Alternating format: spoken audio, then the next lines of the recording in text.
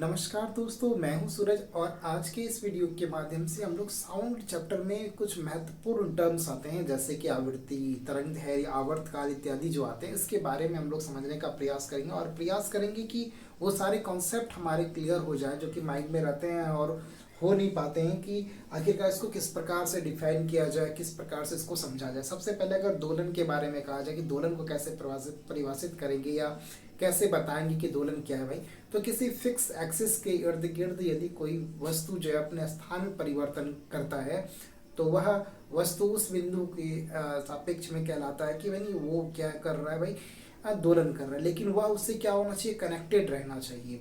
ठीक है, अगर आप इस तरह से समझो कि जैसे कि मान लीजिए कि कोई ये एक फिक्स पॉइंट है और इस फिक्स पॉइंट से कोई एक झूला बना हुआ है, तो झूला क्या करेगा, इधर गया और फिर इधर आता है, इस तरह से करता है, आगे पीछे की तरफ दोलन करता है, आगे पीछे की तरफ हिलता है।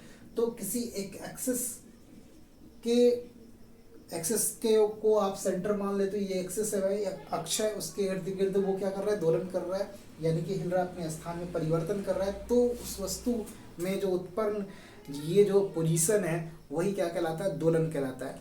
ठीक है, आप जैसे कि पेंडुलम में क्या होता है भाई, इस तरह से अपना कर रहा होता है, तो क्या कहते हैं, उसको दोलन कहते हैं। ठीक है, अब दोलन यदि किसी वस्तु में होगी तो ये याद रखिएगा, या कोई कण में अगर दोलन होगा, जैसे मान लो कि थाली आप पीटते हो तो थाली वाइब्रेट करता है वहां पर, तो वहां दोलन हो रहा है।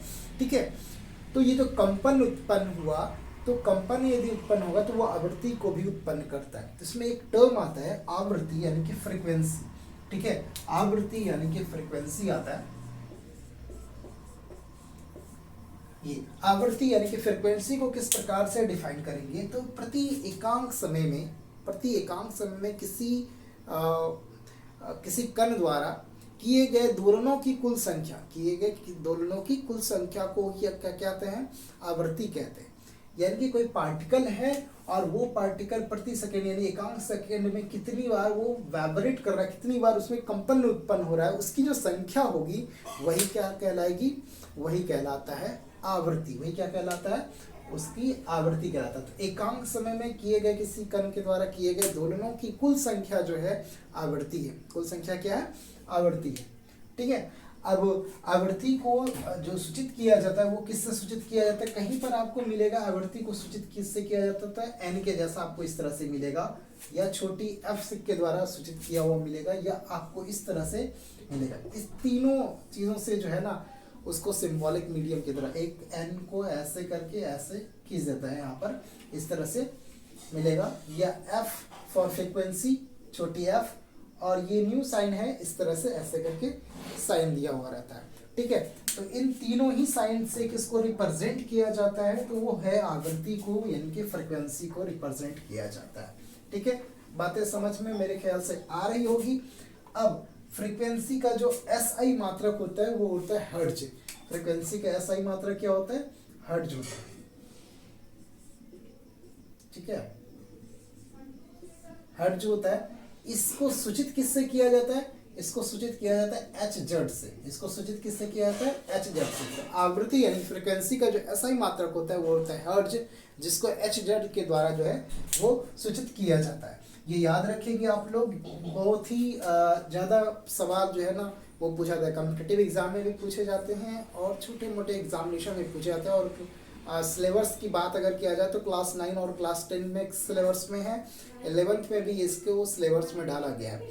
तो ये भी आपको पूरा का पूरा पता रहना चाहिए भाई कि कैसे क्या होता है। ठीक है, अब इसका जो दूसरा टर्म है साउंड चैप्टर में वो है आवर्तकाल के बारे में। ये आवर्तकाल क्या होता है, आवर्तकाल का मतलब होता है टाइम पीरियड। ठीक है, तो आवर्तकाल क्या होता है, तो एक पूरा दोलन किसी वस्तु के द्वारा पूरा दोलन करने में जितना समय लगता है वही क्या कहलाता है, उसका आवर्तकाल कहलाता है। जैसे झूला मान लीजिए, अगर इसको समझना हो तो यहाँ से स्टार्ट हुआ और यहाँ से यहाँ तक गया, फिर यहाँ जो आएगा, ठीक है, तो एक दोलन पूरा होगा। यहाँ से अगर स्टार्ट किया जाए, यहाँ तक गया और पुनः यहाँ तक अगर आता है तो एक दोलन होगा। ठीक है, एक कंप्लीट दोलन होगा वो। तो एक दोलन को जो पूरा करने में जो समय लगता है उसी समय को हम लोग क्या कहते हैं भाई, उसी समय को हम लोग कहते हैं कि उसका आवर्त काल है, टाइम पीरियड है। ठीक है, इसको किसके द्वारा सूचित किया जाता है, इसको टी के द्वारा सूचित किया जाता है, T for time, T for, तो यहाँ पे कैपिटल टी के द्वारा जो है इसको सूचित किया जाता है आवर्त काल को। और इसका एसआई मात्रक क्या होगा, तो टाइम का जो एसआई मात्रक होता है वो क्या होता है, सेकेंड होता है। तो इसका जो एसआई मात्रक होगा वो क्या होता है, सेकेंड होता है। इसका एसआई मात्रक सेकेंड होते हैं, ये याद रखेंगे आप लोग। ठीक है, अब इसका महत्वपूर्ण पॉइंट इसमें और कौन सा आता है जो कि आपको जानने जरूरी है, वो है तरंग धैर्य। वो क्या है, तरंग धैर्य। तरंग धैर्य के बारे में समझते हैं कि तरंग धैर्य क्या होता है। ठीक है, तरंग धैर्य क्या होता है इसे भी समझ लेते हैं हम लोग। तो यहाँ पर क्या है ना कि आप लोग नोटबुक वगैरह अगर लेकर के बैठते हैं तो आप इस तरंग धैर्य को हम लोग वेवलेंथ कहते हैं।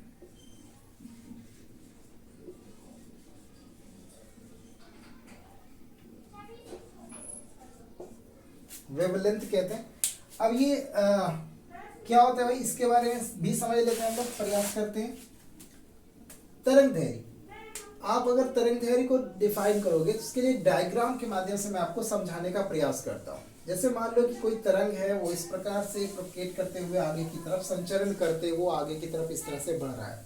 तरंग धैर्य में यदि अगर कोई ध्वनि तरंग जो है वो इस तरह से करते हुए क्या कर रहा है, आगे की तरफ बढ़ रहा है, तो इसमें कहा जाता है दो लगातार श्रृंग अथवा गर्त। ठीक है ना, दो लगातार श्रृंग, श्रृंग कौन सा हो गया, हाँ यहाँ पर जो है ना इस पर रेफ नहीं होगा, तो दो लगातार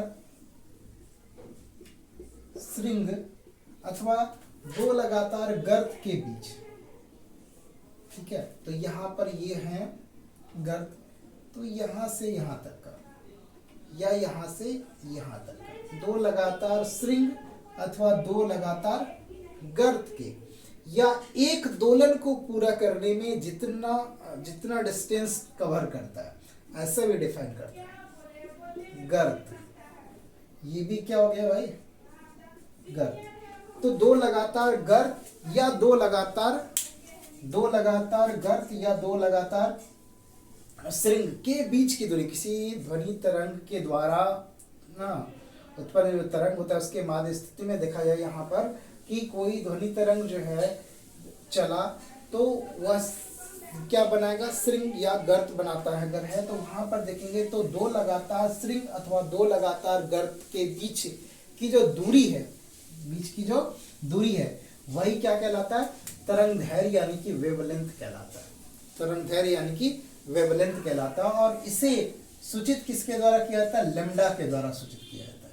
इसको किसके द्वारा सूचित किया जाता है, लेम्डा साइन के द्वारा जो है से सूचित किया जाता है। ठीक है, इसका एसआई मात्रा क्या होता है, तो इसका एसआई मात्रा होता है मीटर। इसका एसआई मात्रा क्या होता है, मीटर। और आपको ये एंगस्ट्रम के द्वारा इसको सूचित किया जाता है। एंगस्ट्रम, कहीं कहीं पर इसका एसआई मात्रक है वो क्या लिखा जाता है, एंगस्ट्रम लिखा जाता है। इसके एसआई मात्रक को एंगस्ट्रम लिखा जाता है और एंगस्ट्रम को इस प्रकार से सूचित किया जाता है।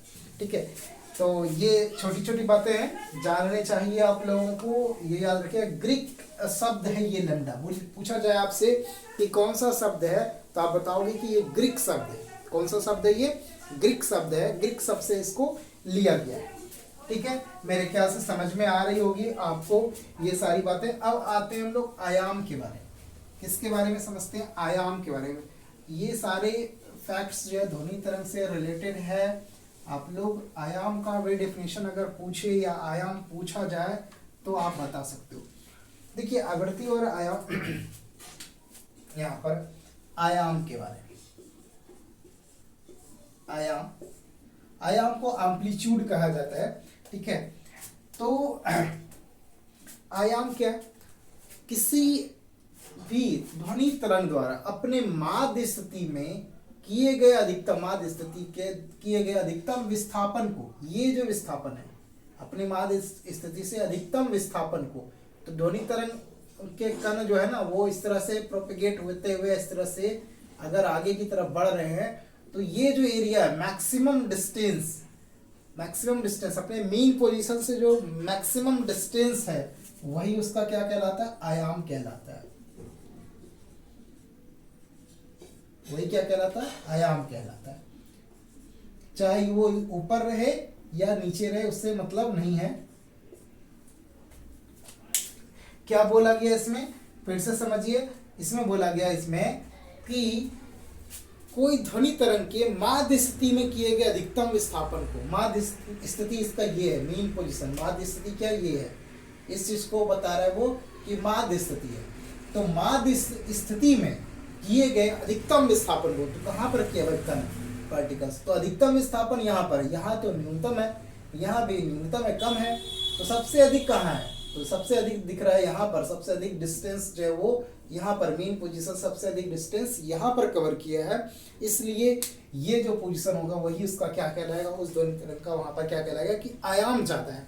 ठीक है, अब पूछा जाए कि पुरुषों और महिलाओं में से किसके ध्वनि तरंग का आयाम ज़्यादा होता है, तो आयाम जो है हमेशा पुरुषों के ध्वनि तरंग का आयाम क्या हो जाता है, ज़्यादा हो जाता है, और महिलाओं के ध्वनि तरंग में आयाम जो है वो कम होता है, उसकी फ्रीक्वेंसी ज़्यादा होती है, और फ्रीक्वेंसी ज़्यादा होने के कारण से ही जो है आवाज़ें जो है तीखा सुनाई पड़ती है हम लोगों को, कभी कभी अगर तेज़ी से चिल्लाया या बच्चे चिल्लाते हैं तो वहाँ पर।